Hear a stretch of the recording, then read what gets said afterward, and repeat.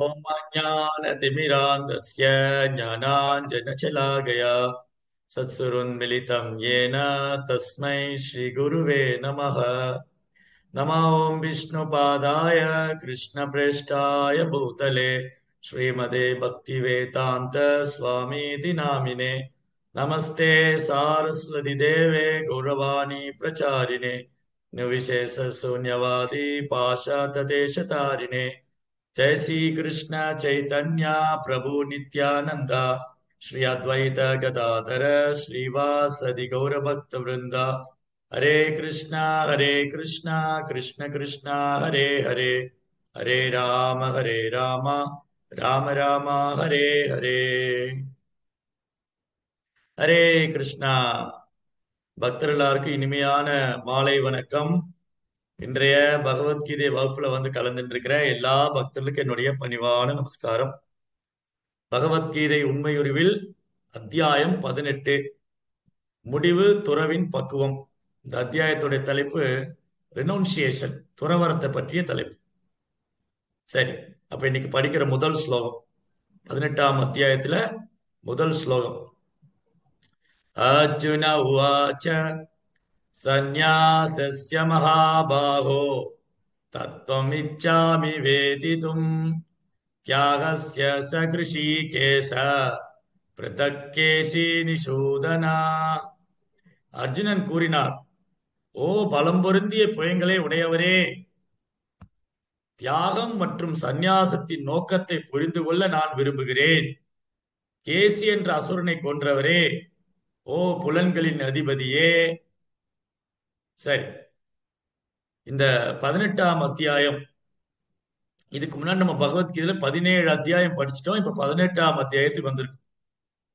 ஸ்ரீல பிரபுபாதர் அவருடைய விளக்க உரையில Bhagavad Gita as it is, Bhagavad Gita உண்மை உருவில், அந்த பகவத்கீதைக்கு விளக்குரை எழுதும் போது பிரபுபாதர் என்ன சொல்லியிருக்காரு, 17 அத்தியாயம் முடிவடையும் போதே பகவத்கீதை முடிவடைந்து விட்டது. பகவான் கிருஷ்ணர் வந்து 17 அத்தியாயத்திலே உபதேசம் பண்ணி முடிச்சிட்டார். அப்ப 18ஆவது அத்தியாயம் என்னது? இது வரைக்கும் சொன்னதோடைய ஒரு சாரம். இது வரைக்கும் என்னெல்லாம் சொன்னாரோ அதை திரும்பி ரிப்பீட் பண்ற. இப்ப நம்ம கூட என்ன செய்வோம், பேசும்போது ஒரு அரை மணி நேரம் பேசணும்னு வச்சுக்கோங்களேன். ஒரு அரை மணி நேரம் பேசிட்டு, சரி இது வரைக்கும் என்ன சொல்லணும் சுருக்கமா சொல்லிடுறேன், இதுதான் நான் உங்ககிட்ட சொன்னேன் சுவாமி, அரை மணி நேரம் உங்ககிட்ட பேசினேன், இந்த பாருங்க இந்த 10 நிமிஷம் இந்த சுருக்கம் இவ்வளவுதான், இதுதான் முக்கியமான பாயிண்ட், இதை நான் அரை மணி நேரம் பேசினதுல இதுதான் நீ முக்கியமா தெரிஞ்சுக்கணும், இந்த 4 விஷயத்தை தான், இந்த 4 விஷயத்தை தான் நான் அரை மணி நேரமா பேசியிருக்கேன், இதுதாங்க சாரம், இதுதான் நீங்க புரிஞ்சுக்கணும் அப்படிங்கிற மாதிரி. இப்ப நம்ம வழக்கத்துல பேசுவோம் இல்லையா, எஸ் சம்மரி, இது வரைக்கும் சொன்னதோடைய சாரம் சம்மரி. யா, வெரி குட். அப்போ 17 அத்தியாயத்திலே பகவத்கீதை கிருஷ்ணர் சொல்லி முடிச்சிட்டாரு. 18ஆம் அத்தியாயத்துல இது வரைக்கும் சொன்னதை வந்து அப்படியே சம்மரி பண்ணி கொடுக்கிறார், அப்படியே சாரம் பண்ணி தர்றார். இங்க வந்து அர்ஜுனன் கிருஷ்ணரை வந்து பலம் பொருந்திய புயங்களை உடையவரே, மகாபாகோ, கிருஷ்ணர் வந்து மகாபாகோ, பலம் பொருந்திய, ஏன்னா அவர் சத்திரிய வம்சத்துல தோன்றினார் இல்லையா. ஆக்சுவலி பகவான் இதுக்கெல்லாம் அப்பாற்பட்டவர். அவர் எந்த வம்சத்தையும் சார்ந்தவர் அல்ல, அவர் எந்த வர்ணத்தையும் சார்ந்தவர் அல்ல, அவர் எந்த ஆசிரமத்தையும் சார்ந்தவர் அல்ல, அது எல்லாத்துக்கும் அப்பாற்பட்டவர். ஆனா அவர் இந்த மனித உருவுல வந்திருக்கும் பொழுது அதுக்கு உண்டான தர்மத்தை செய்யற மாதிரி அவர் நடிக்கிறார். ஒரு நாடகத்துல, ஒரு நாடக மேடையில ஒரு நடிகன், ஒரு ஹீரோ வந்து ஒரு போலீஸ் கதாபாத்திரத்தை எடுத்து நடிக்கிறாருன்னு வச்சுக்கோங்களேன். சினிமால வந்து ஒரு ஹீரோ வந்து ஒரு காவல்துறை அதிகாரியா நடிக்கிறார். ஆனா உண்மையில ஒரு காவல்துறை அதிகாரி கிடையாது, ஆனா அப்படி நடிக்கிறார். அதே மாதிரி இங்க பகவான் வந்து மனித ரூபத்துல வந்து மனித குலத்துக்கான தர்மத்தை பின்பற்றார். அப்போ மனித உடல், அவருடைய உடல் வந்து மனித ரூபத்தில் இருக்கே தவிர அவர் உடல் சச்சிதானந்தா. பகவானுடைய உடல் வந்து நம்முடைய உடல் போல அல்ல. பகவானுடைய உடல் வந்து நித்தியமானது, அறிவு நிறைந்தது, ஆனந்தமானது, சத் சத் சித் ஆனந்தா, நித்தியமான அறிவு நிறைந்த ஆனந்தமான உடல். நம்ம உடல் இருக்கு இல்லையா, அது அழியக்கூடியது, நித்தியம் இல்லாதது, இது முழு அறிவுடையதல்ல, அறியாமையின் மொத்த வடிவமானது. நம்ம உடல் அறியாமையின் மொத்த வடிவானது, அழியக்கூடியது. இது நம்ம எல்லாருக்கும் தெரியும். அதனால இங்க அர்ஜுனன் என்ன கேள்வி கேட்க வர்றாரு, சரி சன்னியாசினா யாரு, ஒரு சன்னியாசியோட அடையாளம் என்ன, தியாகம் தியாகம்னு சொல்ற, தியாகம்னா என்ன, தியாகம்னா என்ன, சந்நியாசம்னா என்ன, அதோடைய நோக்கம் என்ன, அதை நான் புரிஞ்சுக்கணும். தயவுசெய்து எனக்கு விளக்கி சொல்லுங்க. அப்போ பிரபுபாதர் என்ன சொல்ல வர்றாரு பொருள் உரையில, அதாவது பகவத்கீதையை பிரபுபாதர் 3 விதமா பிரிச்சிருக்காரு. முதல் 6 அத்தியாயம், நடுவில் இருக்கும் 6 அத்தியாயம், கடைசி 6 அத்தியாயம். பகவத்கீதையை பிரபுபாதர் 3 பாகமா பிரிச்சிருக்காரு. மொத்தம் 18 அத்தியாயம். முதல் 6 அத்தியாயம், நடுவில் இருக்கும் 6 அத்தியாயம், இறுதியில் இருக்கும் 6 அத்தியாயம். சில பிரபுபாதர் என்ன சொல்றாரு, இந்த 18 அத்தியாயத்திலுமே கிருஷ்ணர் பக்தி தொண்டை பத்தி தான் பேசுறாரு. பக்தி தான் செய்யணுங்கிறார். பக்தி தான் உயர்ந்தது, பக்தி யோகம் தான் உயர்ந்தது, பக்தி தொண்டு தான் சிறந்தது, பக்தி தான் சிறந்தது. இத முதல்ல இருந்து ஆரம்பத்தில இருந்து அதான் சொல்றாரு. பகவான் ஆரம்பத்திலிருந்தே அவர் எப்ப பேச ஆரம்பிச்சாரோ, 2ஆம் அத்தியாயத்துல பகவான் பேச ஆரம்பிச்சார், அர்ஜுனனுக்கு உபதேசிக்க ஆரம்பிச்சார். முதல் அத்தியாயத்துல அர்ஜுனன் தான் நிறைய பேசிக்கிட்டு இருந்தார். கிருஷ்ணர் ஒரு ஸ்லோகமோ 2 ஸ்லோகமோ தான் பேசினார். அப்புறம் துரியோதன் ஒரு 4 ஸ்லோகம் பேசியிருப்பாரு, திருதராஷ்டிரன் வந்து ஒரு ஸ்லோகம், சஞ்சயன் ஒரு 4 ஸ்லோகம் பேசியிருப்பார். மேக்சிமம் முழுவதும் ஸ்லோகங்கள் வந்து முதல் அத்தியாயத்துல அர்ஜுனன் தான் பேசினார். 2ஆம் அத்தியாயத்துல இருந்தா பகவான் கிருஷ்ணர் பேச ஆரம்பிக்கிறார். அவர் பேச ஆரம்பிச்சதுல இருந்தே பக்தி தொண்டு தான் உயர்ந்ததுங்கிறார். 2ஆம் அத்தியாயத்துல கிருஷ்ணர் வந்து புத்தி யோகம் சொல்றார். பக்தி தொண்டை வந்து புத்தி யோகா, பக்தி யோகத்தை புத்தி யோகம் சொல்றார். அதாவது 2ஆம் அத்தியாயத்தோட தலைப்பு வந்து சாங்கிய தத்துவம். சாங்கிய தத்துவம்னா பிரித்து ஆராய்வதுன்னு அர்த்தம். சாங்கிய தத்துவம் என்றால் பிரித்து ஆராய்வது. உடல் என்ன, ஆத்மா என்ன, உடல் எப்படி இயங்குகிறது, ஆன்மானா என்ன, அது எப்படி இயங்குது, இந்த பிரபஞ்சம் எப்படி இயங்குது, இந்த பிரபஞ்சத்தை படைப்பதற்கான மூலக்கூறுகள்லாம் என்னது, இந்த மூலக்கூறுகள் யார்கிட்ட இருந்து வந்தது, படைப்பாளின்னு ஒருத்தர் இருக்கிறாரா, இந்த மாதிரி அனைத்து விஷயங்களையும் பிரித்து ஆராய்வதுதான் பகுத்தறிவு.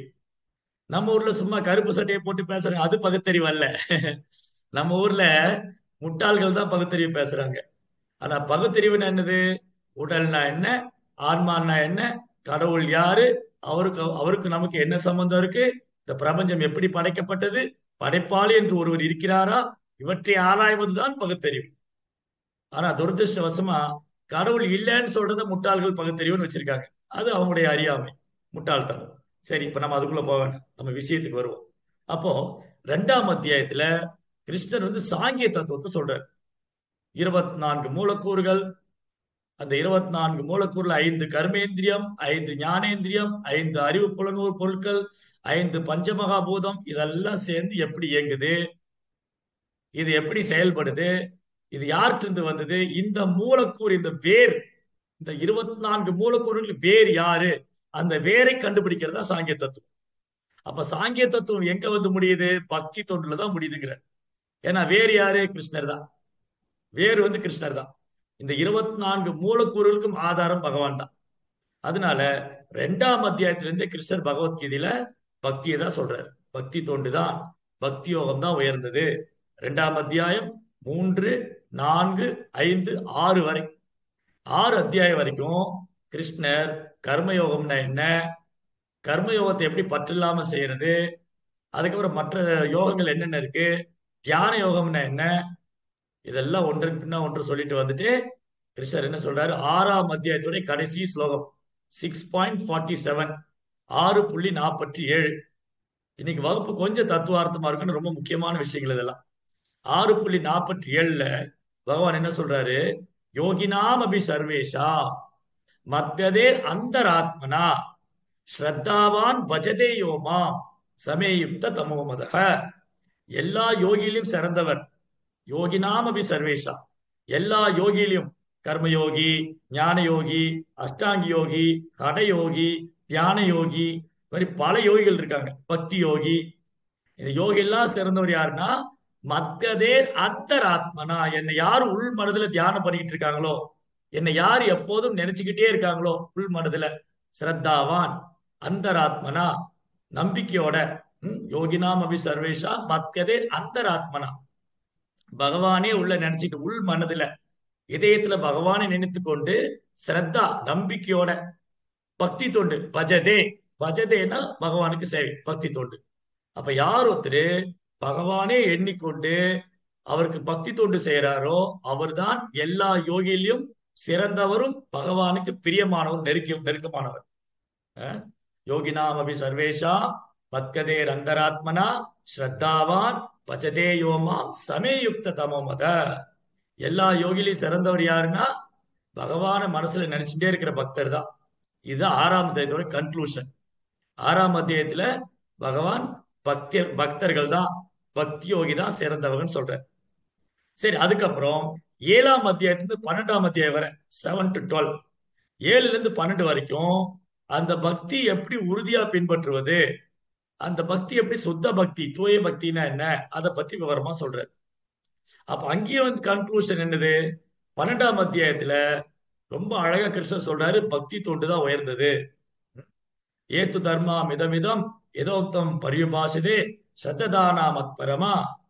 ரொம்ப அழகா சொல்றாரு. யார் ஒருத்தர் இந்த பக்தி தொண்டு பிறலாது செய்யறாங்களோ அவங்க என்ன வந்து அடைவாங்க. அப்புறம் 9ஆம் அத்தியாயத்தில் சொல்றார், மன்மனா பவ மத் பக்தோ. எப்பவும் உங்க மனசுல என்னைய நினைச்சிட்டு இருங்க.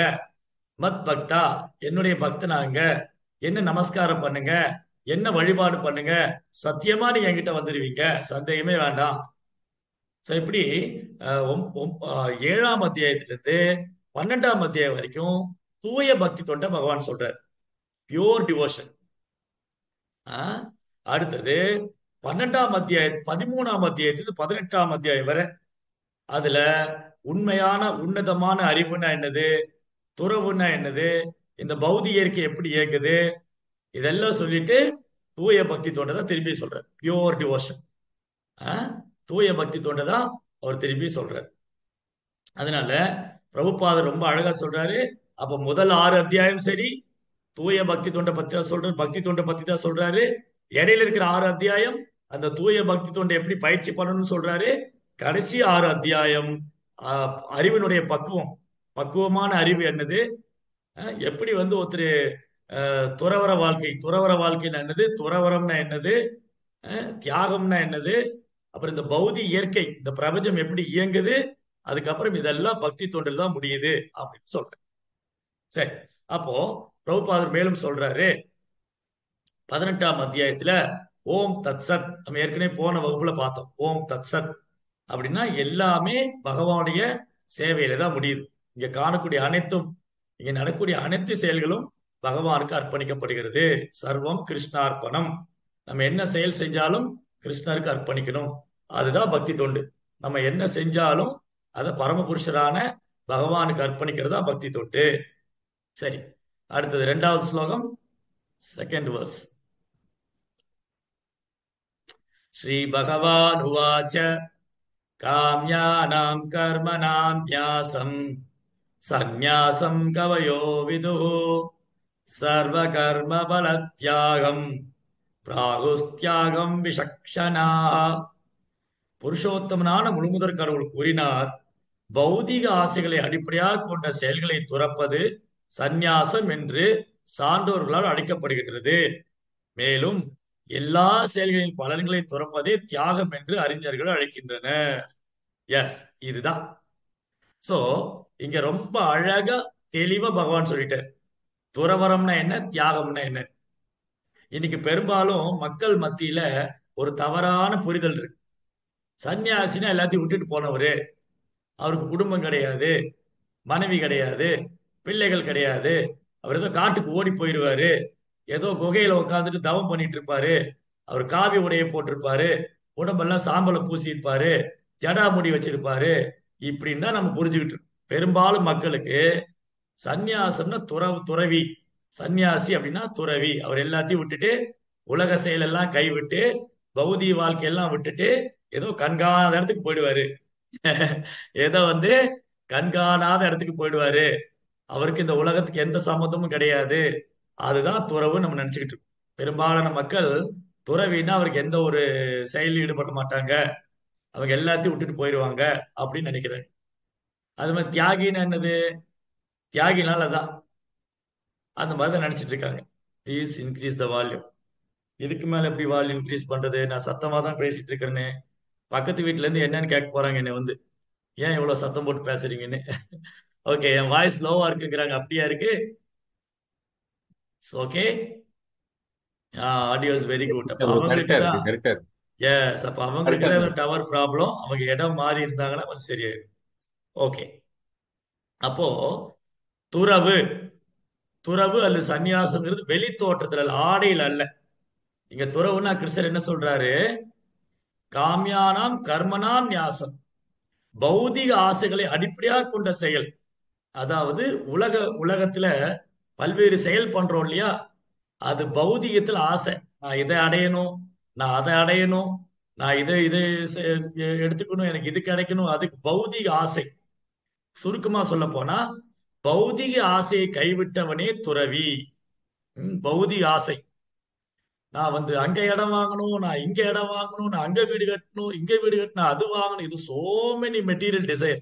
எண்ணற்ற கட்டுக்கடங்காத ஆசை. எண்ணற்ற அலை அலையா ஆசை வருது இதயத்துல. கட்டுக்கடங்காத ஆசை, பேராசை, கட்டுக்கடங்காத ஆசை, தீர்க்க முடியாத ஆசை. இந்த மாதிரி நிறைய ஆசை வச்சுட்டு இருக்க இல்லையா பௌதிகத்துல. இதை அனுபவிக்கணும், அதை அனுபவிக்கணும். இந்த மாதிரி ஆசையை துறப்பவன் தான் துறவி. வெளி தோற்றத்துல அல்ல துறவி என்பது. துறவின்னா ஏதோ காட்டுல போய் உட்கார்ந்து இருப்பாருன்னு அர்த்தம் இல்ல.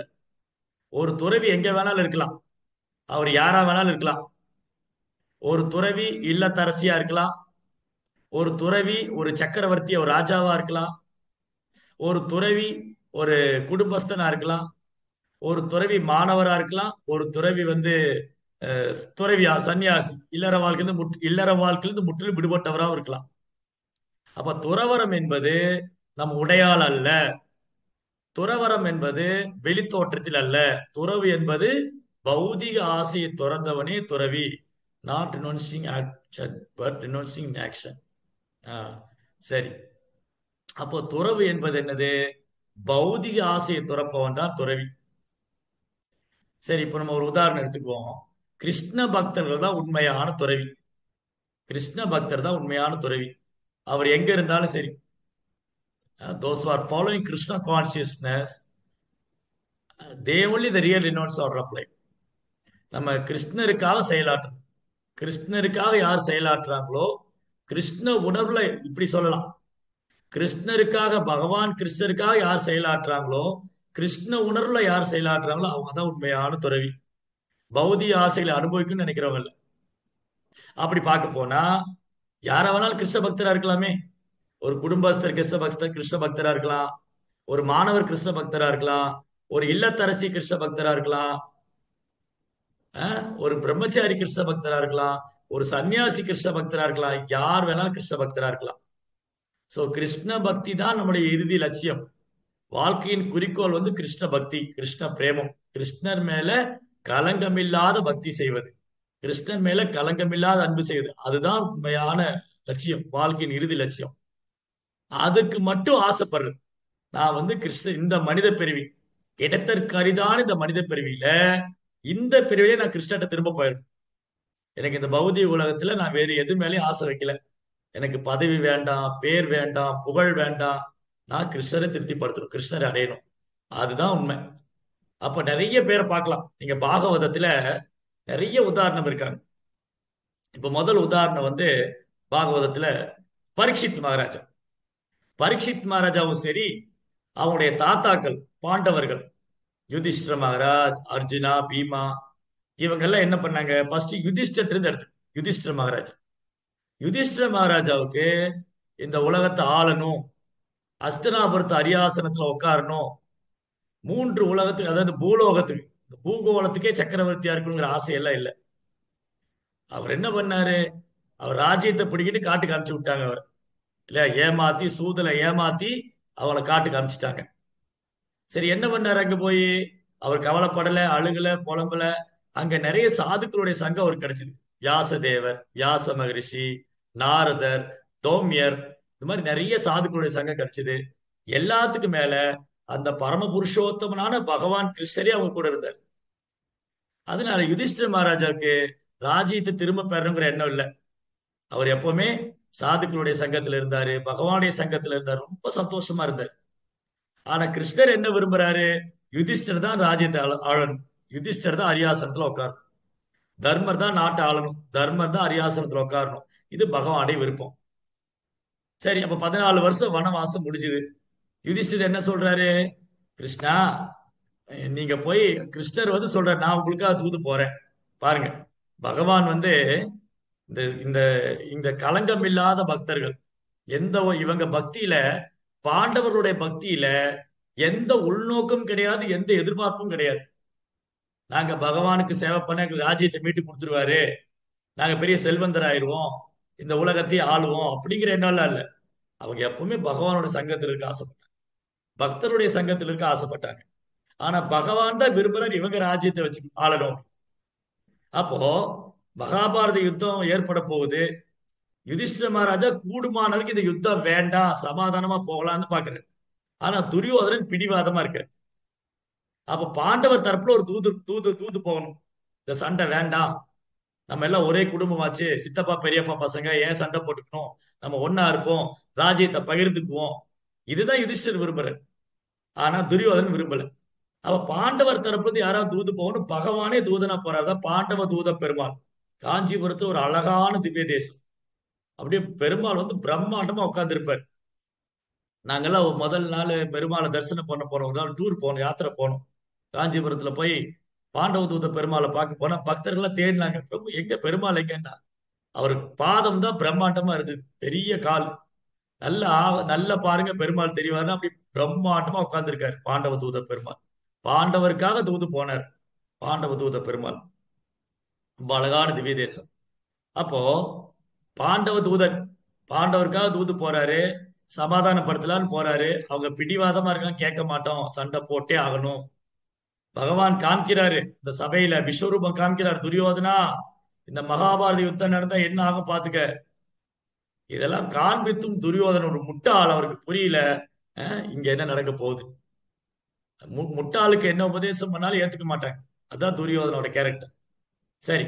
அப்போ யுதிஷ்டிர ராஜ்யத்தை ஆளணுங்கிற எண்ணம் இல்ல. ஆனா அதே சமயம் பகவானுக்காக இது யுத்தம் செஞ்சாங்க. அப்ப எது கடமைக்காக செய்தார்கள், பகவானை திருப்திக்காக செஞ்சாங்க. இந்த யுத்தம் பண்றதுல துளி கூட இன்ட்ரெஸ்ட் கிடையாது, துளி கூட விருப்பம் இல்லை. அதாவது அர்ஜுனன் சண்டையே போட மாட்டேன்னாரு. அப்புறம் கிருஷ்ணர் பகவத்கீதை சொன்னதுக்கு அப்புறம் அர்ஜுனன் சண்டை போட்டார். பகவான் இருந்து பகவத்கீதை கேட்டதுக்கு அப்புறம், இந்த யுத்தம் செய்யறத பகவான் திருப்தி அடைவாரு, அதனால செய்யறேன். எனக்கு ஒண்ணு இதுல எந்த நன்மையும் கிடையாது. இந்த யுத்தம் பண்றதுனால எனக்கு ஒன்றும் தேவையில்லை, எனக்கு பகவான் என் கூட இருக்காரு எப்பவுமே. ஆனாலும் இந்த செயல் வந்து பகவானை திருப்திப்படுத்துமா, நான் செய்யறேன்.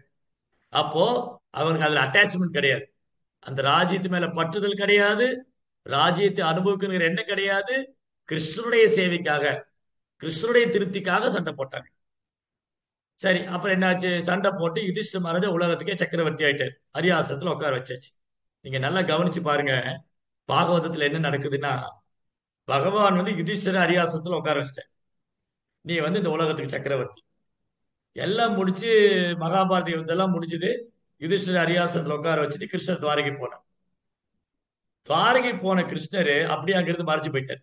இந்த பூமியில லீலையை முடிச்சுட்டு, இந்த மாதிரி அசுரங்கள்லாம் பூமியோட பாரத்துல தேவையில்லாத அசுரங்கள் எல்லாம் வதம் பண்ணி, தர்மத்தை ஸ்தாபனம் பண்ணி, யுதிஷ்டர அரியாசனத்துல உட்கார வச்சுட்டு, அவர் வந்த சேவை முடிஞ்சது, அவருடைய லீலை முடிஞ்சது, திரும்ப போயிட்டார்.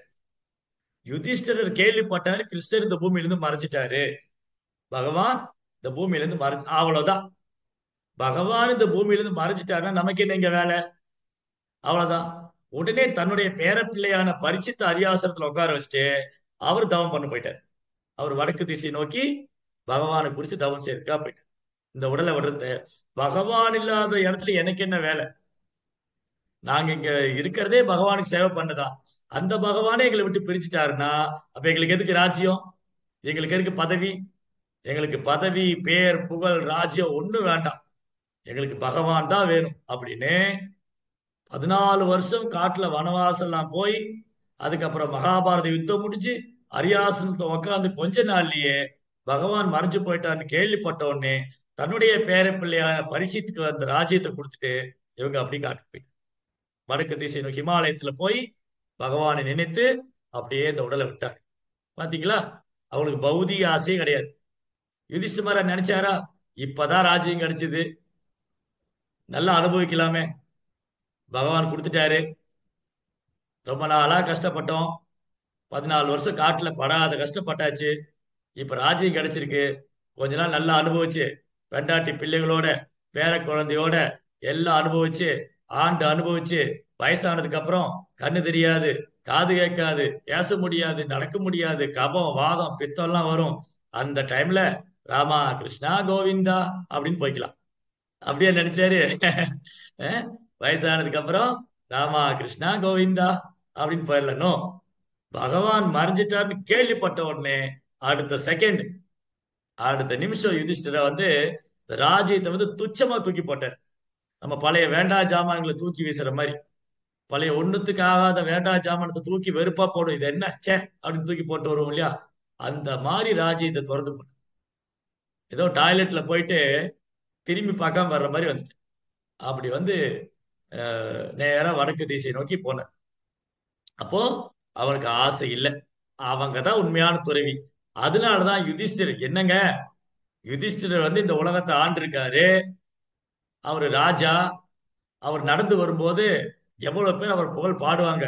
ராஜாதி ராஜ, ராஜ மார்த்தாண்ட, ராஜ கம்பீர, அஹ், குரு குருகுல திலக, அஹ், யுதிஷ்டிர மகாராஜ் வருகிறார் பராக் விப்ரி விப்ரிவீன். அவர் நடந்து வரும்போது சிகப்பு கம்பளம் வீழ்ச்சி வரவேற்பாங்க, அவருடைய புகழ்லாம் பாடுவாங்க, பிராமணர்கள்லாம் வேத மந்திரம் ஓதுவாங்க, அங்கங்கெல்லாம் பணிப்பெண்கள் அவங்க பாதங்கள்ல பூக்களை தூவி வரவேற்பாங்க, தேவ மங்கைகள் சாரி இந்த தேவதாசிகள் ஒரு மணி நடனம் ஆடுவாங்க, கலைஞர்கள்லாம் அவரை புகழ்ந்து பாடுவாங்க. இதுக்கெல்லாம் அவர் மயங்கவே இல்லை. அதனாலதான் அவர் ராஜ ரிஷி. ராஜ ரிஷி அது என்னங்க ராஜா ரிஷி, ராஜானாலே உலகவாசி அனுபவிக்கிறது, அது என்ன ரிஷி. அவர் ராஜாவாக இருந்தாலும் உலக விஷயத்தில் பற்றுதல் இல்லாமல் இருந்தனால ராஜ ரிஷி. இந்த மாதிரி எண்ணற்ற ராஜ ரிஷிகள் பகவானுடைய பக்தர்களா இருக்காங்க. ம்? பரீட்சித் மகாராஜ், யுதிஷ்டிர மகாராஜ், அம்பரீஷ மகாராஜ், துருவ மகாராஜ், பிரகலாத் மகாராஜ், பிரியவர்தா, இப்படி ஒரு லிஸ்ட் நீண்டு போயிட்டே இருக்கும். தசரதர், ஜனகர், இவங்க எல்லாம் ராஜ ரிஷிகள். இவங்களுக்கு ராஜ்யம் இருக்கு, பதவி இருக்கு, பேர் இருக்கு, புகழ் இருக்கு, மந்திரிகள், அமைச்சர்கள், சேவகர்கள், பணிப்பெண்கள், மனைவிகள் எல்லாம் இருந்தாலும் அவங்க இதெல்லாம் பகவானுடைய சேவைக்காக மட்டும்தான் எடுத்துக்கிட்டாங்க. ஒரு நாளும் அது மேல அட்டாச்மெண்ட் கிடையாது, ஒரு பொழுதும் அது மேல பற்றுதல் இல்லை. அப்ப இவங்க எல்லாம் துறவி. யாரெல்லாம் வந்து தன்கிட்ட இருக்கிறது, அப்போ உண்மையான துறவி யாரு? தன்னிடம் இருப்பதில், தன்னிடம் உள்ளதில் பற்றுதல் கொள்ளாமல், தன்னிடம் உள்ளதில் தன்கிட்ட இருக்கோ இல்லையோ, இல்லாதவங்களுக்கு பற்றுதல் இருக்க போறது இல்ல, அதை பத்தி பேச வேண்டாம். இப்ப இருக்கிறவங்களை எடுத்து இருக்க விஷயத்துல பற்றுதல் கொள்ளாம அந்த இருக்கும் பொருளை பேரளவான வெறுப்பாக துறக்காம அதை எப்படி கிருஷ்ணனுடைய சேவைக்காக பயன்படுத்துறது. நிர்பந்தே கிருஷ்ண சம்பந்தே. ரூபகோசாமி என்ன சொல்லி தராரு, நிர்பந்தே கிருஷ்ண சம்பந்தே யுக்த வைராக்கியம் உச்சது. யுக்த வைராக்கியம், யுக்த வைராக்கியம்னா உண்மையான வைராக்கியம். உண்மையான வைராக்கியம் எது? எனக்கு எதுவும் வேண்டாங்க, எனக்கு மனைவி வேண்டாம், எனக்கு குடும்பம் வேண்டாம், ஒண்ணும் வேண்டாம், எங்கேயாவது விட்டுட்டு ஓடிடலாம் போல இருக்கு, தலையை பிச்சுக்கிட்டு ஓடிடலாம், அந்த அளவுக்கு பிரச்சனை வீட்டுல. மனைவி ஒரு பக்கம் பிரச்சனை, பிள்ளைங்க ஒரு பக்கம் பிரச்சனை, ஆபீஸ்ல போனா அங்க ஒரு பிரச்சனை, எங்கேயாவது ஓடிடலாம் போல இருக்கு, ஆனா ஓட முடியாது. எங்கேயாவது ஓடிடலாம் போல இருக்கும், ஆனா ஓட முடியாது. அப்ப என்ன பண்றது? இருப்பதை எவ்வாறு கிருஷ்ணனுடைய சேவைக்காக பயன்படுத்துவது, மனைவி எப்படி கிருஷ்ணனுடைய சேவையில் ஈடுபடுத்துவது, கணவரை எப்படி கிருஷ்ணனுடைய சேவையில் ஈடுபடுத்துவது, பிள்ளைகளை எவ்வாறு கிருஷ்ணனுடைய சேவையில் ஈடுபடுத்துவது. அவங்க மேல பற்றுதல் கொள்ளக்கூடாது, ஆனா பகவானுடைய சேவையில் ஈடுபடுத்து. அவங்க தான் துறவி. உண்மையான துறவி யாரு? சுருக்கமா சொல்ல போனா கிருஷ்ண உணர்வில் செயலாற்றுபவர், கிருஷ்ணருக்காக செயலாற்றுபவர். கிருஷ்ண உணர்வில் செயலாற்றுபவர், கிருஷ்ணருக்காக செயலாற்றுபவரே உண்மையான துறவி. பௌதிக ஆசைகளை துறப்பவன். ஓ, என் மனைவி இருக்கா, அவன் நான் அனுபவிக்கிறதுக்காக, என் கணவர் இருக்காரு நான் அனுபவிக்கிறதுக்காக, இந்த வீடு நான் அனுபவிக்கிறதுக்காக, இந்த பொருட்கள் நான் அனுபவிக்கிறதுக்காக, நான் அனுபவிக்க வேண்டும் என்ற எண்ணம், நான் அனுபவிக்க வேண்டும் என்ற எண்ணம் தான் நம் துன்பத்துக்கு காரணமே தவிர நான் அனுபவிப்பவன் அல்ல. நான் அனுபவிக்கப்பட வேண்டியவன், நான் அனுபவிப்பாளன் அல்ல. நான் அனுபவிக்கப்பட வேண்டியவன், கிருஷ்ணர் தான் உண்மையான அனுபவிப்பாளர் அப்படின்னா அவன் தான் துறவி. தன்னை அனுபவிப்பாளனா கருதாம பகவான் தான் அனுபவிப்பாளர், நான் அனுபவிக்கப்பட வேண்டியவன், இங்க காணக்கூடியது எல்லாமே கிருஷ்ணர் அனுபவிக்கிறதுக்காக அப்படின்னு நினைச்சா அவர் உண்மையான துறவி. அவர் இந்த உலக வாழ்க்கையில் இருந்தாலும் அவர் துறவியா தான் கருதப்படுறார். இகாயஸ்ய ஹரேதாச கர்மனா மனசா கிரியா நிகிலச்ச வஸ்தானு ஜீவன் முக்தச உச்சதே. ரூபகோசாமி என்ன சொல்றாரு, யார் ஒருத்தர் வாழும் போதே கிருஷ்ண பக்தி பண்றாங்க, மனதால, வார்த்தையால, செயலால.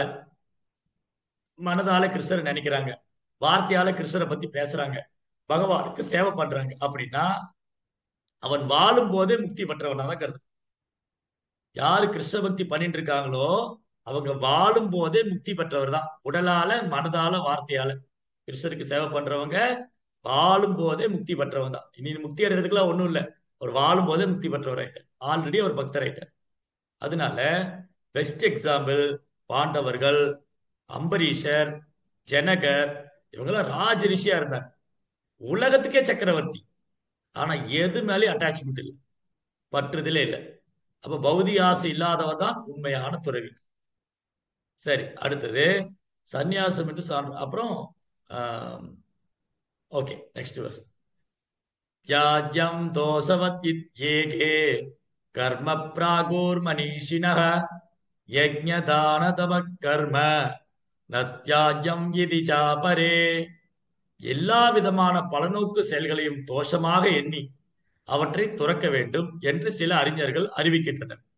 இருப்பினும் யாகம், தானம் மற்றும் தவத்தின் செயல்களை என்றுமே கைவிடக்கூடாது என்று சில சாதுக்கள் கூறுகின்றனர். சில நேரங்கள்ல சில விஷயங்களை படிக்கும் போது கொஞ்சம் முரண்பாடா தெரியும். என்னடா அது, ஒரு இடத்துல செயலை துறக்க கூடாதுன்னு சொல்றாங்க, இன்னொரு இடத்துல செயல் பண்ணணுங்கிறாங்க. இப்ப என்ன பண்றது, நான் செயலை கைவிட்டுறதா இல்ல செயல் பண்றதா, இந்த குழப்பம் வந்துடும். இது அர்ஜுனனுக்கே குழப்பம் வந்துருச்சு. அதனாலதான் பகவான் இங்க தெளிவுபடுத்துறார்.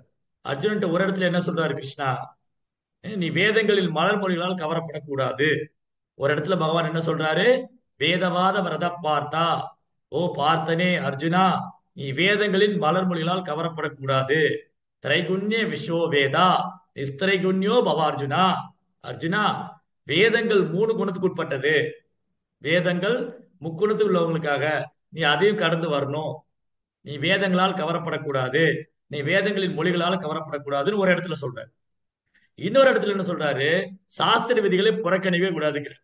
எஸ் சாஸ்திர விதி உத்திரிஷ்ய வர்ஜதே கர்ம காமகாரதா. ஒருபோதும் சாஸ்திர விதிகளை புறக்கணிக்க கூடாது. தஸ்மா சாஸ்திரம் பிரமாணந்தே காரியா காரிய விவஸ்திதோ. எனவே சாஸ்திரத்துல சொன்ன விஷயங்களை பின்பற்ற வேண்டும், சாஸ்திரத்துக்கு புறம்பாக செயல்படக்கூடாது, சாஸ்திரத்தை மதிக்க வேண்டும், சாஸ்திரத்தை பின்பற்ற வேண்டும், சாஸ்திரத்துக்கு புறம்பா செயல்படக்கூடாது. அப்படி சாஸ்திரத்தை துறக்கிறவங்க, சாஸ்திர விதியை பின்பற்றாதவங்க வாழும்போது நிம்மதியான வாழ்க்கை வாழ முடியாது, உடலை விட்டால் நற்கதி அடைய முடியாது. இப்போ ஒரே விஷயம் முரண்பாடா இருக்கு. அங்க வேதங்களால கவரப்படக்கூடாதுங்கிறாரு, இங்க வேதங்களை பின்பற்றணுங்கிறாரு. அங்க வேதங்கள் 3 குணத்துக்கு உட்பட்டதுங்கிறாரு, இங்க வேதத்தை மீறக்கூடாதுங்கிறாரு. இப்ப என்ன ஆகும், நமக்கே குழப்பம் வரும். இப்ப என்ன பண்ணணும், நான் வேதத்தை பின்பற்றதா வேண்டாம்? அப்ப அது தெளிவா என்ன சொல்ல வர்றாரு கிருஷ்ணா அப்படின்னா, வேதங்கள் பொதுவாக முக்குணத்துல உள்ளவங்க.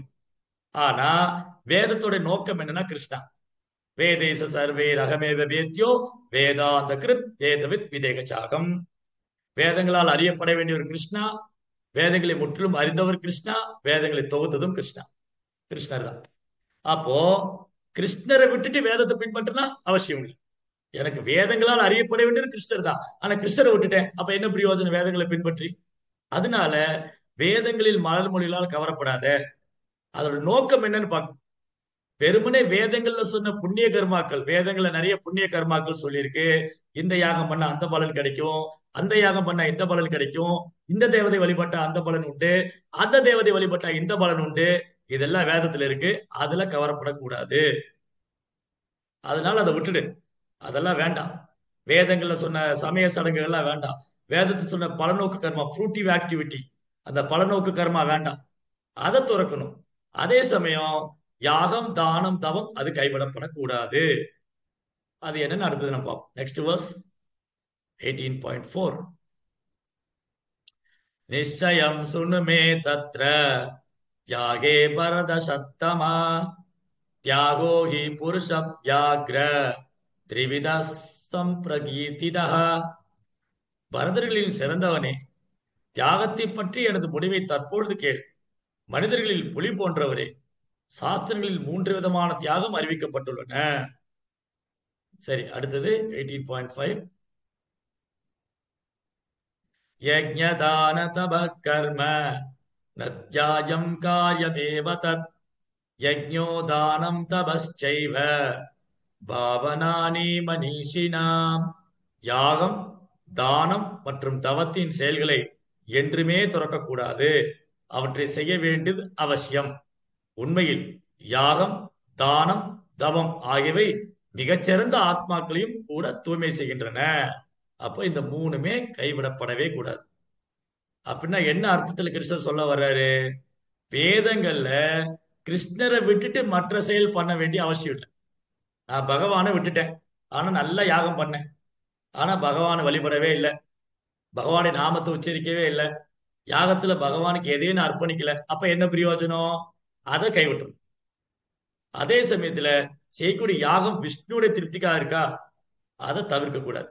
யஜ்ஞாத்தாத் கர்மனோ அந்நியத்திர லோகோயம் கர்மபந்தனா ததக்தம் கர்ம கௌந்தேயா முக்த சங்க சமாச்சாரா. விஷ்ணுவுடைய திருப்திக்காக யாகம் செய்யும் போது அது தடைபடக்கூடாது. அப்ப செய்யக்கூடிய செயல், நம் யாகம், நாம் செய்யக்கூடிய செயல் அது விஷ்ணுவை திருப்திப்படுத்துக்காக இருக்கணும், அதை கைவிடக்கூடாது. அதே சமயம் விஷ்ணுவை திருப்திப்படுத்தாத செயலை கைவிட்டணும்.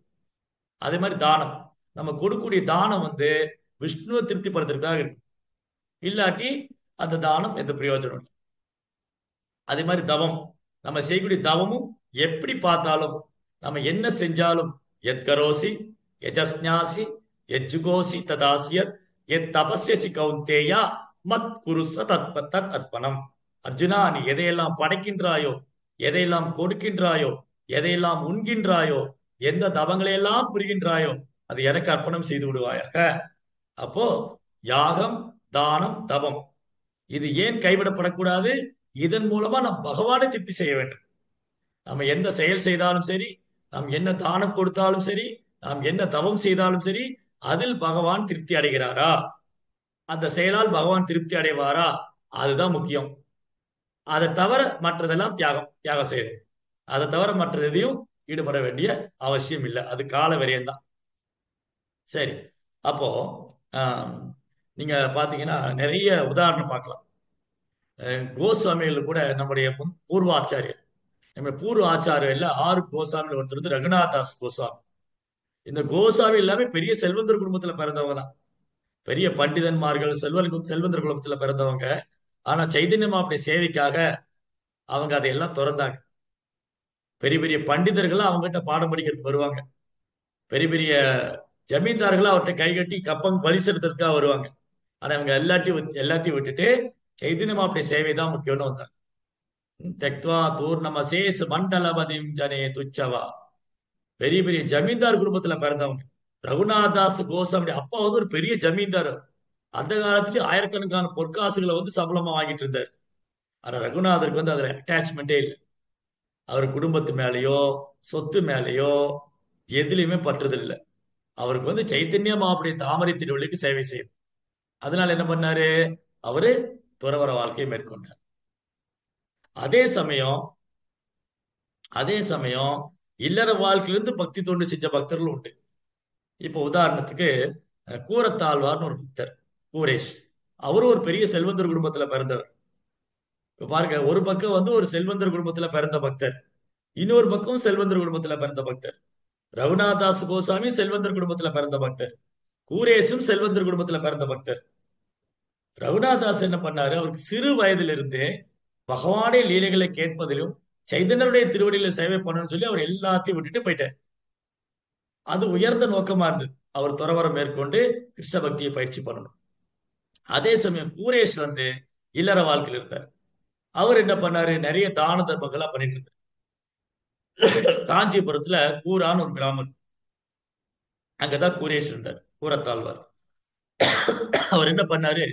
காலையில சூரியன் உதிக்கும் போது ஸ்டார்ட் பண்ணி சாயந்தரம் சூரியன் அஸ்தமிக்கிற வரைக்கும் தானம் கொடுத்துக்கிட்டே இருப்பார். யார் என்ன கேட்டாலும் நிலங்கள், தானியங்கள், ஆபரணங்கள், பொற்காசுகள் யார் என்ன வந்து கேட்டா தானம் கொடுத்துக்கிட்டே இருப்பேன். சில நேரம்லாம் நடு ராத்திரி வரைக்கும் தானம் கொடுப்பார், தானம் கொடுத்துட்டே இருப்பார். அப்போ ஒரு நாள் அங்க வந்து லட்சுமி தேவி, வரதராஜர், காஞ்சிபுரத்துல வரதராஜர், லட்சுமி தேவி, அவங்களுக்கு வந்து காஞ்சி பூர்ணர்னு ஒரு பக்தர். காஞ்சி பூர்ணா, அவர் பகவானுக்கு சாமரம் வீசுவார். அவர் பகவான்கிட்ட பேசவும் செய்வார். இப்ப நம்ம பேசிக்கிற மாதிரி அவர் பகவான்கிட்ட பேசுவார். அப்போ ஒரு நாள் பகவான் கேட்கிறாரு, எனக்கு ரொம்ப டிஸ்டர்பன்ஸா இருக்கு, ராத்திரி ஆனா யாரோ கேட்டை போட்டு சர சர சரன்னு இழுக்கிறாங்க, தூக்கம் கெட்டு போயிடுது. என்ன, யார் என்ன பண்றா? ஏன் ராத்திரி 12 மணிக்கு கேட்டு திறக்கிற சத்தம் மூடுற சத்தம் கேட்குது? பக்கத்துல தான் இருக்கு கிராமம். நடு நடு ஜாமத்துல எல்லாம் கப் சிப்புன்னு சைலண்ட் ஆயிரும். ஓகேவா? இன்னும் ஒரு எழுதியிருக்காங்க. ஓகே. ஸோ ராத்திரி ஆனா ரொம்ப சவுண்டு நாய்ஸ் வருது, ரொம்ப நாய்ஸா இருக்கு, இறைச்சலா இருக்கு. அப்ப லட்சுமி தேவி கேட்கறாங்க, யார் அது? ஏன் இந்த மாதிரி பகவானுடைய தூக்கத்துக்கு எடுக்கிறாங்க? அப்போ கூரத்தாழ்வார் சொல்றாரு, இவரு காஞ்சிபுரம் சொல்லுவாரு, அவர் உங்க பக்தர் தான், ஊரேஷ். அவன் எப்போ உங்க மேல பக்தி பண்ணிட்டு இருக்கான். அவர் என்ன பண்ணுவாருன்னா, எப்ப யார் வந்தாலும் இல்லைன்னு சொல்லாம தானம் கொடுத்துட்டே இருக்காரு. காலையில சூரியன் உதிக்கும் போது ஆரம்பிச்சு ராத்திரி வரை தானம் கொடுத்துட்டு இருக்காரு. அப்ப லட்சுமி தேவி சொன்னாங்க, அப்பேற்பட்ட பக்தனா, இவ்வளவு தானம் பண்றாரு, அவரை பார்க்கணுமே, அழைச்சிட்டு வாங்க என்கிட்ட, அந்த கூரேஷ் எங்கிட்ட அழைச்சிட்டு வாங்க அப்படின்னு லட்சுமி தேவியும் வரதராஜன் சொல்றாங்க. காஞ்சிபுரம் அடுத்த நாளே போறார். காலையில விடிஞ்ச உடனே போய் கூரேஷ பார்த்து, கூரேஷா, நீ ரொம்ப பாக்கியம் பண்ணிருக்க, வரதராஜன் லட்சுமி தாயாரும் உன்னை பார்க்கணுங்கிறாங்க. அப்ப கூரேஷ் கேட்டார், அவங்க ஏன் என்ன பார்க்கணும்னு சொன்னாங்க? நீதான் பெரிய தான வள்ளலாச்சே, நீ நிறைய தானம் பண்ணிட்டே இருக்க, ராத்திரி வரை தானம் பண்ற, ராத்திரி வரை தானம் பண்ணிட்டு இருக்க, அவங்க அதனால உன்னை பார்த்து ஆசீர்வாதம் பண்ணணும், கொடுக்கணும், உனக்கு ஆசீர்வாதம் கொடுக்கணுங்கிற. அப்ப கூரேஷ் நினைக்கிறாரு, ஓஹோ, நான் ராத்திரி வரை தானம் பண்ணிட்டு இருக்கிறதுனால பெரும்பாலும் தாயாரும் எனக்கு தரிசனம் கொடுக்கணும்னு ஆசைப்படுறாங்களா? அப்படி அவருக்கு தரிசனம் எனக்கு வேண்டாம், அந்த மாதிரி ஒரு தரிசனம் எனக்கு வேண்டாம். என் குருவோடைய கருணையால பெருமாள் தரிசனம் கிடைச்சா போதும். நான் ஒரு செல்வந்தனா இருக்கேன், நான் நிறைய தானம் பண்ணிட்டு இருக்கிறேன், அதனால பெருமாளும் பிராட்டியும் எனக்கு தரிசனம் கொடுக்கும்னு நினைக்கிறாங்கல்ல. அப்ப என்ன அர்த்தம்? எனக்கு அகங்காரம், நான் பெரிய செல்வந்தன், நான் நிறைய தானம் பண்ணிட்டு இருக்கேன், என்னுடைய தானத்தினாலும் தர்மத்தினாலும் புண்ணியத்தினாலும் பெருமாள் எனக்கு தரிசனம் கொடுத்துவாரு கிடையாது. அந்த மாதிரி எனக்கு புண்ணியத்தினால வேண்டாம், எனக்கு குருவோடைய கருணை கிடைச்சா போதுன்னு அடுத்த நாளே என்ன பண்ணிட்டாரு, ஊர் மக்களை எல்லாம் கூப்பிட்டு எல்லாத்தையும் தானம் கொடுக்குறாரு. அன்னைக்கே தன்னுடைய சொத்து, நிலம், வீடு, வாசல் எல்லாம். நம்ம செய்ய தயாரா இருப்போமா? கொஞ்ச நேரத்துக்கு முன்னாடி கூட ஒருத்தட்ட பேசிட்டு இருந்தேன், ஒரு அரை மணி நேரத்துக்கு முன்னாடி. அவங்ககிட்ட பேசிட்டு இருக்கும்போது அவங்க சொல்றாங்க, பிரபு சொந்த ஊர் பிரபு, சொந்த வீடு பிரபு, என்னால விட்டு வர முடியல பிரபு. இந்த கட்டை சொந்த, அது இன்னும் 2 பேர் சொன்னாங்க என்கிட்ட ஒரு ஒரு வாரத்துக்கு முன்னாடி பேசிட்டு இருக்கும்போது, இந்த கட்டை போனாலும் சொந்த வீட்டுல தான் போகும். பையன் அமெரிக்கா கூப்பிட்டான், பொண்ணு ஆஸ்திரேலியா கூப்பிட்டா, நான் எங்கேயும் போக மாட்டேன். என் சொந்த மண்ணு, சொந்த வீடு, நான் கஷ்டப்பட்டு கட்டினது, நான் பார்த்து பார்த்து கட்டினது, எவ்வளவு அட்டாச்மெண்ட் பாருங்க. சோ அட்டாச்மெண்ட், ஸ்ட்ராங் அட்டாச்மெண்ட், வலுவான பற்றுதல். நான் கட்டின வீடு, என் வீடு, நான் சொந்த வீடு, சொந்த மண்ணு, நான் இந்த மண்ணை விட்டு வர மாட்டேன், இந்த வீட்டை விட்டு வர மாட்டேன். So strong attachment. ஆனா கூரத்தாழ்வார் என்ன பண்ணாரு, அன்னைக்கே எல்லாத்தையும் தானம் பண்ணிட்டாரு. காலையில இருந்து ஆரம்பிச்சு ராத்திரிக்குள்ள நிலம், சொத்து, வீடு, நகை, நட்டு எல்லாத்தையும் தானம் பண்ணிட்டு, தானம் பண்ணிட்டு அவங்க மனைவி ஆண்டாளோட 2 பேரும் கையை வீசிட்டு ஸ்ரீரங்கம் போறாங்க. காஞ்சிபுரத்துல இருந்து ஸ்ரீரங்கம் போறாங்க, ராமானுஜருடைய திருவடிகளை சரணடைறதுக்காக போறாங்க. அப்போ ஒரு பாட்டுக்கு சந்தோஷமா நடந்து போறாரு, 2 கையை வீசி நடந்து, போட்டிருக்கிற ட்ரெஸ் மட்டும் தான், வேற ஒண்ணும் கிடையாது. கையை வீசி நடந்து போறாரு. குருவுடைய திருவடிகளே சரணம், குருவுடைய கருணை இருந்து எனக்கு பகவானுடைய கருணை கிடைச்சா போதும். வழியில வந்து ஆண்டாளுடைய முகமெல்லாம் வேர்க்குது, அப்படி ஆண்டாளுடைய முகமெல்லாம் வேர்த்து பயந்து பயந்து நடந்து வராங்க. கூரத்தாழ்வார் பாக்குறாரு, ஏன் இந்த பொண்ணு இப்படி பயந்து பயந்து வரா? ஏமா ஆண்டாளு, என்னமா பயம் உனக்கு? மடியில ஏதாவது வச்சிருக்கியான்னு. நான் மடியில மடியில தான் இருந்தா வழியில பயம், மடியில காணோம் வழியில பயம், இல்லையா? ஆண்டாள்கிட்ட கேட்டாரு, மடியில என்னமா வச்சிருக்க? அப்ப அவங்க என்ன பண்ணாங்க, மடியில சேலையில சுத்தி வச்சிருக்காங்க அவருடைய தட்டு, கூரத்தாழ்வார் சாப்பிடுற தங்க தட்டு. அவங்க சொன்னாங்க, பிரபு, நீங்க எல்லாத்தையும் தானம் பண்ணிட்டீங்க, நாளை காலையில் எதுல சாப்பிடுவீங்க? உங்களுக்கு தட்டு எடுத்து வச்சிருக்கேன், அடி பைத்தியக்காரி, அதை தூக்கி போட்டு சந்தோஷமா வான்னு. நம்ம பிளாஸ்டிக் தட்டை வேற தூக்கி வெளியில போட மாட்டோம். இந்த காலத்துல யாராவது பிளாஸ்டிக் தட்டை தூக்கி வெளியில, அதை கூட கழுவி பத்திரமா வச்சுக்கிறோம். பிளாஸ்டிக் தட்டு, பீங்கான் தட்டு, அதுல பெருமை வேற. விஞ்ஞான காலம், அதை கண்டுபிடிச்சிட்டோம், இதை கண்டுபிடிச்சிட்டோம். சாப்பிட்றது பூரா பிளாஸ்டிக்லயும், ஃபைபர்லயும், பீங்கான்லயும் சாப்பிட்டு இருக்கு. எவர் சில்வர்ல. எவர் சில்வர் சாப்பிட்றதுல பெருமையா நினைச்சிட்டு, ஒரு காலத்துல தங்க தட்டுல சாப்பிட்டு இருந்தாங்க. இன்னைக்கு எவர் சில்வர் தட்டுலயும் பிளாஸ்டிக் தட்டுலயும் சாப்பிட்றது பெருமையா நினைச்சு, அதை வேற பத்திரமா வேற வச்சுக்கிறோம். எவ்வளவு தட்டு இருக்குன்னு எண்ணி எண்ணி வேற பாத்துக்கிறோம். இல்லாச்சு கூரே சொன்னாரு, பைத்தியக்காரி, இதை வச்சுட்டா வர, தூக்கி போட்டு வா. ஆன்மீக குருடைய தாமரை திருப்பாதம் இருக்கும், இதெல்லாம் நமக்கு எதுக்குன்னு தூக்கி எடுத்து போட்டு நேரா ஸ்ரீரங்கத்துல வந்து ராமானுஜருடைய தாமரை திருப்பாத்தை வழங்கினாங்க. ஆஹ் அப்ப ராமானுஜர் சொன்னாரு, நீங்க போய் பிக்ஷை எடுத்துட்டு வாங்க. பாருங்க, காலையில பெரிய செல்வந்தர் அடுத்த நாள் காலையில பிக்ஷை எடுக்க போறார் குருவுக்காக. நம்ம செய்வோம். நம்ம வந்து பெரிய காரு, பங்களா, சொத்து, வீடெல்லாம் வச்சு குரு சொல்றாரு போய் எனக்காக பிக்ஷை எடுத்துட்டு வா அப்படின்னு. யாரு இவர் என்ன போய் பிக்ஷை எடுக்க சொல்றாரு, சண்டைக்கு போயிடும். இப்போ கூரஸ் என்ன பண்ணாரு, கணவன் மனைவி போய் ராமானுஜருக்காக பிக்ஷை எடுத்து வந்தார். அந்த மாதிரி 6 கோசாமிகள், பிருந்தாவனத்துல 6 கோசாமிகளும் ஒரு மரத்துக்கடியில தங்கியிருப்பாங்க. அவங்களுக்கு வீடு கிடையாது, நிலம் கிடையாது, ஒண்ணும் கிடையாது. சாப்பிடுறது என்ன, பிக்ஷை எடுத்து ஒரு டம்ளர் பால், 2 ரொட்டி, அது சில நேரம் கிடையாது. எப்பவுமே நாம ஜெபிச்சுட்டு இருப்பாங்க, ஹரே கிருஷ்ணா ஹரே கிருஷ்ணா கிருஷ்ண கிருஷ்ணா ஹரே ஹரே, ஹரே ராம ராம ராம ஹரே ஹரே. ரொம்ப எளிமையான பணிவான பக்தர்கள். அப்போ கலியுகத்துக்கான யஜ்யம் வந்து ஹரே கிருஷ்ணா கிருஷ்ண கிருஷ்ணா ஹரே ஹரே, ஹரே ராம ராம ராம ஹரே ஹரே. இதுதான் இந்த யாகம். வேற எந்த யாகம் கலியுகத்துல பர்ஃபெக்டா பண்ண முடியாது. யஜ்யம் யஜ்ஞானாம் ஜப யஜ்யோஸ்மி. கலியுகத்துல பகவான் நாம ஜபம் தான் யாகம். யஜ்யோவே விஷ்ணு, விஷ்ணுடைய நாமத்தை சொல்றதுதான் யஜ்யம் கலியுகத்துல. மற்ற யாகம் செய்யணும்னா, யாகம் பண்ணக்கூடிய பிராமணர் வந்து வேத மந்திரத்தை சரியா உச்சரிக்கணும். வேத மந்திரத்தை ஒரு வார்த்தை தப்பா பிரயோகிச்சுட்டா அர்த்தமே மாறிடும். யாகம் பண்றவரு ஒரு வார்த்தையை தப்பா சொல்லிட்டா யாகத்தோட அர்த்தமே மாறிடும். ஒரு சமயம் என்னாச்சு, த்விஷ்டான்னு ஒரு பிராமணர் யாகம் பண்ணாரு. இந்திரனின் நண்பனேங்கிறதுக்கு இந்திரனின் எதிரினேன்னு சொல்லிட்டாரு. உடனே அந்த யாகம் சேர்ந்து ஒரு அசுரன் ஒரு பெரிய சூலத்தோட வந்துட்டார் இந்திரனை கொல்றது. ஒரு வார்த்தை தான் மாறிச்சு. அப்ப வேத மந்திரத்துல, யாகத்துல ஒரு வார்த்தை பிழையானால் அர்த்தமே மாறிவிடும். அவ்வளவு கவனமா சொல்லணும். பிராமணர் உச்சரிக்கிற மந்திரத்தை அவ்வளவு பர்ஃபெக்டா கவனமா சொல்லணும். யாகம் பண்ணக்கூடிய இடம் தூய்மையா இருக்கணும். யாகம் பண்ற பிராமணர் தூய்மையா இருக்கணும். யாகத்துக்கான பொருட்கள் தூய்மையா இருக்கணும். சுத்தமான பசுவோட நெய் முதல்ல கிடைக்கணும். இதெல்லாம் எங்க போய் தேடுறதுக்கு கலியுகத்துல? சாப்பிடுறதுக்கே இங்க வழி இல்லை. இன்னைக்கு யாகம் பண்ற அதனால கலியுகத்துல வந்து இந்த யாகங்கள்லாம் கஷ்டம். ரொம்ப சுலபமானது. ஹரே கிருஷ்ண கிருஷ்ண கிருஷ்ண ஹரே ஹரே, ஹரே ராம ராம ராம ஹரே ஹரே. எந்த காலத்திலும் எந்த சூழலிலும் நாம ஜபத்தை கைவிடவே கூடாது. அதுதான் யஜ்யம். யஜ்ஞானாம் ஜப யஜ்யோஸ்மின். நான் யாகத்திலே புனித நாம ஜபமா இருக்கிறேன்னு சொல்லிட்டாரு பகவான். அப்புறம் தானம் கொடுக்கறது. என்ன தானம் கொடுக்கணும்? பக்தர்களுக்கு பகவத்கீதை, பக்தர்கள் வந்து பகவத்கீதை தானம் கொடுக்கலாம், பிரசாத தானம் கொடுக்கலாம். இதை ஒருபோதும் நிறுத்தக்கூடாது. கிருஷ்ண பக்தி, அதாவது ஆன்மாவுக்கு செய்யும் தானம் தான் சிறந்த தானம். இந்த உடலுக்கு பண்ணக்கூடிய தானம் நல்ல விஷயம் தான். சாப்பாடு இல்லாத சாப்பாடு போட்டா நல்ல விஷயம், துணிமணி இல்லாத துணிமணி வாங்கி கொடுத்தா நல்ல விஷயம். ஆனா உண்மை என்னது? ஆன்மாவுக்கு என்ன உதவி செஞ்சிருக்கிறோம்? அந்த ஆன்மாவுக்கு தான் யாருன்னு சொல்லி கொடுத்தோமா, பகவான் யாருன்னு சொல்லி கொடுத்தோமா, அதுதான் நிரந்தரமான தீர்வு. நிரந்தரமான தீர்வு என்னது? ஆத்மாவுக்கு கிருஷ்ணனை பத்தி போதிக்கணும். அப்ப பிரபுபாதர் என்ன பண்ணாரு?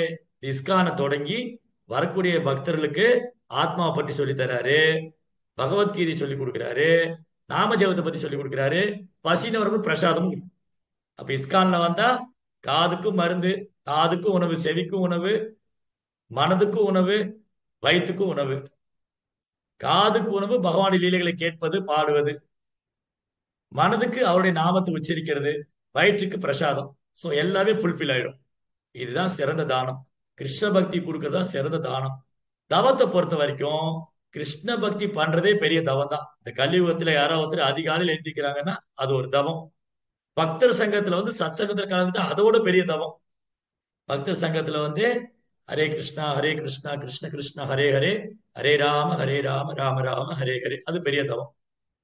ஏகாதசி விரதம் இருக்கிறது, 16 மாலை ஹரே கிருஷ்ணா மந்திரம் ஜபிக்கிறது, பக்தர், இதெல்லாம் சின்ன சின்ன தவம். இது செஞ்சாலே கலியுகத்துல பெரிய தவம் தான்.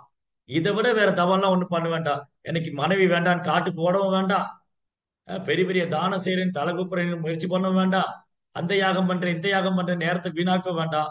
பகவான் நாமத்தை சொல்லணும், கிருஷ்ண பக்தி 4 பேருக்கு சொல்லி கொடுக்கணும், அப்புறம் ஏகாதசி விரதம் இருக்கும். இவ்வளவு ரொம்ப எளிமை. பிரபுபாதர் ரொம்ப எளிமையாக்கி கொடுத்துட்டாரு. பகவான் நாமத்தை உச்சரிக்கணும், கிருஷ்ண பக்தியை பிரச்சாரம் பண்ணணும், பகவானை பத்தி 4 பேருக்கு சொல்லி கொடுக்கணும், அப்புறம் ஏகாதசி இந்த மாதிரி பகவான் தோன்றிய தினங்கள்ல விரதம் இருக்கும். அவ்வளவுதான். அடுத்த ஸ்லோகம் 18.6. ஏதான்யபிது கர்மாணி சங்கம் த்யக்த்வா பலானி ச கர்த்தவ்யாதீனி மே பார்த்தா நிச்சிதம் மதமுத்தமம். இத்தகைய செயல்கள் அனைத்தும் பற்றுதலின்றி எந்த பலனையும் எதிர்பார்க்காமல் செய்யப்பட வேண்டும். இவற்றை ஒரு கடமையாக செய்ய வேண்டும். ஓ பிதாவின் மகனே, இதுவே எனது முடிவான அபிப்பிராயம். சொல்லிட்டாரா? நம்ம என்ன செயல் வேணாலும் பண்ணலாம், தப்பே இல்லை. பிரபு, நான் ஒரு குடும்பஸ்தன், வேலைக்கு போறேன், தப்பே இல்லை, நல்லா வேலை பாருங்க. நான் ஒரு மாணவன், படிக்கிறேன், தப்பே இல்லை, நல்லா படிங்க. நான் இல்லத்தரசி, நான் வீட்டுல பெரியவங்களை பார்த்துக்கணும், சமைக்கணும், தப்பே இல்லை, செய்யுங்க. ஒரு தப்பும் இல்லை. நல்லா சமையல் பண்ணுங்க, குடும்பத்தை நல்லா பார்த்துக்கங்க, நல்ல உத்தியோகத்துக்கு போங்க, பிள்ளைகளையும் மனைவியும் நல்லா பார்த்துக்கங்க, நல்லா படிங்க, நல்லா பரீட்சை எழுதுங்க. எதையும் இப்ப விட வேண்டாம், எதையும் இப்ப துறக்க வேண்டிய அவசியம் இல்லை. ஆனா என்ன பண்ணும்? பற்றுதல் இல்லாம செய்யணும். இது ஏன் குடும்பம், ஏன் மனைவி, ஏன் வீடு, ஏன் சொத்து, ஏன் காரு, நான், எனது, என்னுடையது பற்று இருக்கு. அது என்ன பண்ணணும்? கிருஷ்ணருக்காக செய்யணும், கிருஷ்ண உணர்வுல செய்யணும். அதுதான் உண்மை. அதுதான் உண்மை. எந்த ஒரு பலனும் எதிர்பார்க்க கூடாது. இங்க பாருங்க, அழகான படம். சரி, ராமருக்காக பாலம் கட்டுறாங்க. இந்த வானரங்கள்லாம் ராமருக்காக பாலம் கட்டினாங்க. எதாவது எதிர்பார்த்து செஞ்சாங்களா? ஹனுமான் ஒரே ஜம்ப்ல ஒரே ஜம்ப்ல ஹனுமான் லங்கைக்கு போனார். நான் போய் சீதை இருக்கிற இடத்த பார்த்துட்டு வந்தா ராமனுக்கு சன்மானம் கொடுப்பாரு, எனக்கு நிறைய பொற்காசு கொடுப்பாரு, என்ன புகழுவாரு, எனக்கு பேரு கிடைக்கும், புகழ் கிடைக்கும். அப்படியே செஞ்சாரு? நோ, இட்ஸ் மை டியூட்டி, என்னுடைய கடமை. நான் பகவானுக்கு சேவை நான் பகவானே சேவகன், என் கடமை பகவானுக்கு சேவை பண்றது, அவ்வளவுதான். அந்த செயல்ல எந்த பலனும் எதிர்பார்க்கல, எந்த உள்நோக்கம் இல்ல, வெறுமனே பகவானை சந்தோஷப்படுத்தணும். ஹனுமான் போய் சீதை இருக்கிற இடத்த பார்த்துட்டு வந்து சொன்னார். அதே போல இந்த வானரங்கள்லாம் பாலம் பாலம் கட்டினாங்க. இந்த வானரங்கள்லாம் எந்த ஒரு ஐடி கம்பெனில படிச்ச பெரிய புத்திசாலிகள் இந்த உலகத்துல நினைச்சிட்டு இருக்காங்களே, நான் ஐடில படிக்கிறேன், நான் சாஃப்ட்வேர் இன்ஜினியரு, திஸ் தட் தஸ் புஸ்ன்னு பேசுறாங்க இல்லையா? அந்த மாதிரி எல்லாம் கிடையாது. ரொம்ப சிம்பிள், ரொம்ப எளிமையானவங்க. இவங்க பள்ளிக்கூடத்துக்கு போனது கிடையாது, இவங்க ஐடி பார்க்ல வேலை பார்த்தது இல்ல, இவங்க பெரிய பிராமண குடும்பத்துல பிறந்தவங்க இல்ல, இவங்க வேத மந்திரம் படிச்சவங்க இல்ல. ரொம்ப எளிமையான பணிவான சேவகர்கள். தங்கள் வாழ்க்கையே பிரபுவுடைய சேவைக்காக அர்ப்பணிச்சிருந்தாங்க. அதனால என்னாச்சு? பகவான் இந்த லீலையை முடிச்சு போகும்போது எல்லா வானர்களையும் ஆன்மீக லோகத்துக்கு கூட்டிட்டு போயிட்டார். அப்ப தகுதி என்ன? பக்தி தான் அடிப்படை. உயர்ந்த குல பிறப்போ, பாண்டித்யமோ, பௌதிக கல்வியோ இதெல்லாம் நமக்கு உதவாது. பக்தி தான் உதவும். இதுதான் பகவானுடைய முடிவு. யார் எனக்கு அன்போட பக்தி செய்யறாங்களோ அவங்களுக்கு என் அனுகிரகம் உண்டு. யார் எந்த ஒரு பற்றுதலும் இல்லாம, எந்த ஒரு உள்நோக்கம் இல்லாம, எந்த ஒரு எதிர்பார்ப்பும் இல்லாம, என் கடன் பகவானுக்கு சேவை செய்து கிடப்பதே. பகவான் எஜமானன், நான் சேவகன், என் கடமை பகவானுக்கு சேவை செய்யுது. அப்படி ஒருத்தர் யார் இருக்காங்களோ அவங்க பகவானை உலக அடைவது நிச்சயம். இங்க வாழும்போது சந்தோஷமா இருப்பாங்க, இந்த உடலை விட்டாலும் பகவான் போயிடும். இந்த வானரங்கள்லாம் அப்படி சேவை பண்ணாங்க. ராமாயணத்துல கூட படிச்சீங்கன்னா, வால்மீகி ராமாயணத்துல ஓரொரு வானரங்களும் அவங்களுக்கு சண்டையெல்லாம் போர் பயிற்சி எல்லாம் கிடையாது. அவங்க எல்லாம் ஆர்மியில போய் வித்தையெல்லாம் படிக்கல. அவங்களுக்கு தெரிஞ்ச மாதிரி சண்டை போடுவாங்க. மரங்கள் எடுத்து தூக்கி வீசுவாங்க, கட்டைகள் எடுத்து அடிப்பாங்க, கல்லை தூக்கி போடுவாங்க, இந்த மாதிரிதான் சண்டை போடுவாங்க. ஆனா அப்படி சண்டை போட்டே நிறைய அரக்கர்களை கொள்றாங்க. அப்போ ஒரு நாள் யுத்தம் முடிஞ்சதுமே ராமர் போய் கூடாரத்துல பார்ப்பாங்க, இந்த வானரங்களை என்ன பண்றாங்க. சிலர் கை முறிஞ்சிருப்பாங்க, சிலர் கால் முறிஞ்சிருக்கும், சிலருக்கு தலையில அடிபட்டு இருக்கும். அப்படி ரத்தத்தோட குத்துயிரும் குலையுருமா கிடப்பாங்க. ஆனா ராமரை பார்த்த உடனே உற்சாகமா, பிரபு, இன்னைக்கு நான் 4 அரக்கர்களை கொன்னேன், நாளைக்கு 10 பேரை கொல்லுவேன், நான் இன்னைக்கு 8 பேரை கொன்னேன், நாளைக்கு 5 பேரை 15 பேரை கொல்லுவேன் அப்படின்னு ரொம்ப உற்சாகமா சொல்லும். அப்ப பிரபுவுக்கு ரொம்ப சந்தோஷம். இவங்க எல்லாம் இவ்வளவு சேவை பண்றாங்களே, நான் என்ன பண்ணிட்டேன்? எந்த ஒரு எதிர்பார்ப்பும் இல்லை, எந்த ஒரு உள்நோக்கமும் இல்லை, ரொம்ப அன்போடு சேவை பண்றாங்கன்னு சொல்லி அந்த வானர்கள் மேல அவ்வளவு அன்பு பகவான். அதனால அந்த லீலையை முடிச்சு போகும்போது எல்லா வானர்களையும், கோடிக்கணக்கான வானர்களை பகவான் ஆன்மீக உலகத்துக்கு கூட்டிட்டு போயிட்டாரு. அவ்வளவுதான். சோ யார்கிட்ட எளிமையும் பணிவும் இருக்கோ அவங்க ரொம்ப சுலபமா பகவானுடைய கருணையை பெற்று விடலாம். அதனால எந்த ஒரு காரணம், எந்த ஒரு சூழ்நிலையிலும், எந்த ஒரு காரணத்தை கொண்டும் யாகம், தானம், தவம் கைவிடப்படக்கூடாது. யாகம் பகவானுடைய நாமத்தை உச்சரிக்கணும். தானம் கிருஷ்ண பக்தியை நமக்கு தெரிஞ்ச விஷயங்களை 4 பேருக்கு சொல்லிக் கொடுக்கணும். அதுக்கு ஒன்றும் பெரிய பாண்டித்தியம் எல்லாம் தேவையில்லை. நாம ஜெபம் பண்ணுங்க, பகவத்கீதை வகுப்புக்கு வாங்க, கிருஷ்ணரை பத்தி கேளுங்க. இதுக்கு ஒன்றும் பெரிய பாண்டித்தியம் எல்லாம் தேவையில்லை. யார் வேணா சொல்ல. அப்போ இது பெரிய தானம், இதுதான் சிறந்த தானம்.